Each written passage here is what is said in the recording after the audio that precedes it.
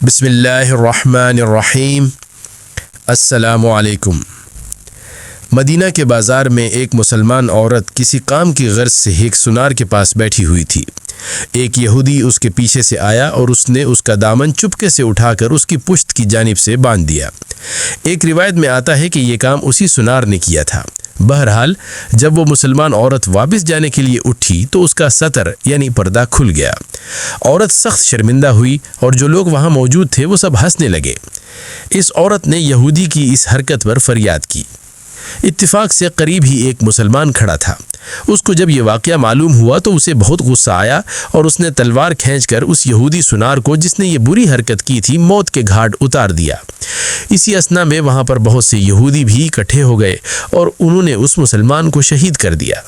اس واقعے کی اطلاع حضور صلی اللہ علیہ وآلہ وسلم کو ہوئی تو آپ صلی اللہ علیہ وآلہ وسلم نے قوم یہود کو بلا کر نصیحت فرمائی، تم لوگ اس طرح کی حرکتوں سے باز آ جاؤ اور اللہ تعالیٰ کے غضب سے ڈرو، کہیں تمہیں بھی وہ کچھ نہ پہنچے جو قریش کو پہنچا ہے۔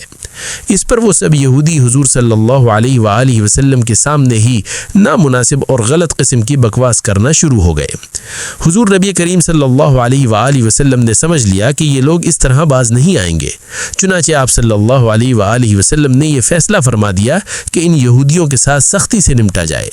آپ صلی اللہ علیہ وآلہ وسلم نے اپنے فیصلے سے صحابہ کرام رضی اللہ عنہم کو بھی آگاہ فرما دیا۔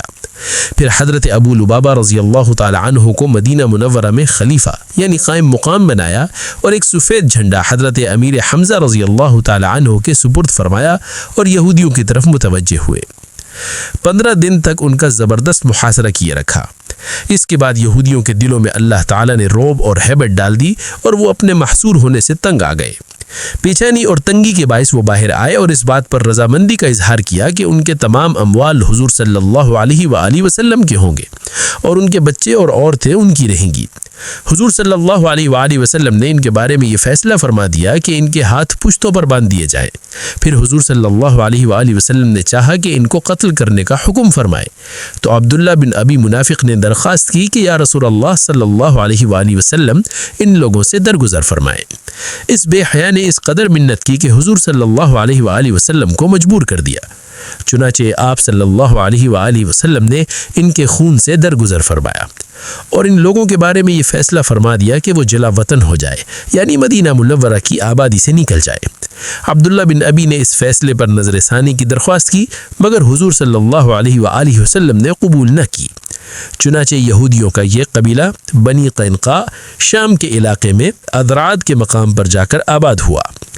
کچھ مدت کے بعد وہ سب ہلاک ہو گئے اور ان کا مال اور اسلحہ مسلمانوں کا مال غنیمت بنا۔ حضور صلی اللہ علیہ وآلہ وسلم نے اس میں سے اپنے لیے 3 تلواریں، 3 نیزے اور 3 کمانیں منتخب فرمائیں اور ایک زرہ حضرت سعد بن معاذ رضی اللہ تعالی عنہ اور ایک زرہ حضرت محمد بن مسلمہ رضی اللہ تعالی عنہ کو عطا فرمائی۔ روایت میں آتا ہے کہ ان میں 300 یہودی زرہ پوش تھے۔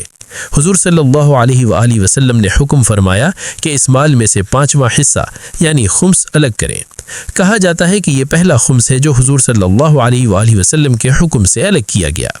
ایک مرتبہ یہودیوں کی ایک جماعت حضور صلی اللہ علیہ وآلہ وسلم سے ملنے کے لیے آپ کے گھر آئی۔ انہوں نے اللہ کے رسول صلی اللہ علیہ وآلہ وسلم سے کہا السلام علیکم یعنی آپ پر معاذ اللہ موت ہو۔ ان الفاظ کے ذریعے انہوں نے اپنی بدباطنی کا اظہار کرتے ہوئے بیک وقت آپ صلی اللہ علیہ وآلہ وسلم کو موت کی بد دعا بھی دی اور ایک اسلامی شعار السلام علیکم کے حروف میں ہیر پھیر کر کے اس کا مذاق بھی اڑایا۔ اللہ کے رسول صلی اللہ علیہ وآلہ وسلم نے ان کی بات کو سنا تو آپ صلی اللہ علیہ وآلہ وسلم نہ ناراض ہوئے، نہ ان کو برا بھلا کہا، نہ ان کو اپنے گھر سے فوراً نکلنے کا حکم دیا، بلکہ صرف یہ الفاظ کہے وعلیکم اور تم پر بھی ہو۔ حضرت عائشہ صدیقہ رضی اللہ تعالی عنہ بھی گھر میں موجود تھیں اور یہودیوں کی اس بکواس کو سن رہی تھیں۔ وہ حضور نبی کریم صلی اللہ علیہ وآلہ وسلم کی توہین برداشت نہ کر سکیں اور کہنے لگیں السلام علیکم واللعنت وغضب اللہ علیکم یعنی تم پر موت کے ساتھ ساتھ اللہ کی لعنت اور غضب بھی ہو۔ حضور نبی رحمت صلی اللہ علیہ وآلہ وسلم نے حضرت عائشہ رضی اللہ تعالی عنہ کے الفاظ سنے تو آپ صلی اللہ علیہ وآلہ وسلم نے ان سے فرمائے عائشہ ٹھہر جاؤ، تمہیں نرمی کرنی چاہیے چاہیے، سختی اور غیر مناسب کلمات سے بچنا چاہیے۔ حضرت عائشہ رضی اللہ تعالی عنہا نے عرض کی، یا رسول اللہ صلی اللہ علیہ وآلہ وسلم، آپ نے سنا نہیں انہوں نے کیا کہا ہے؟ آپ صلی اللہ علیہ وآلہ وسلم نے ارشاد فرمایا، عائشہ کیا تم نے نہیں سنا میں نے جواب میں کیا کہا ہے؟ میں نے انہیں جو جواب دیا ہے وہ دعا تو قبول ہو جائے گی، اور انہوں نے جو میرے بارے میں کہا ہے وہ قبول نہیں ہوگا۔ دوستو، آپ نے جو واقعہ پڑھا اس سے آپ کو یہودیوں کی بدباطنی معلوم ہو گئی ہوگی۔ اس قسم کا ایک اور واقعہ بھی حدیث شریف میں ملتا ہے کہ اللہ کے رسول صلی اللہ علیہ وآلہ وسلم اپنے صحابہ کرام رضی اللہ عنہم کے ساتھ مسجد نبی میں تشریف فرما تھے کہ ایک یہودی آپ کی مجلس میں داخل ہوا اور اس نے آ کر سلام کہا۔ صحابہ کرام نے اس کا جواب دیا۔ حضور صلی اللہ علیہ وآلہ وسلم نے پوچھا، کیا تم جانتے ہو اس نے کیا کہا ہے؟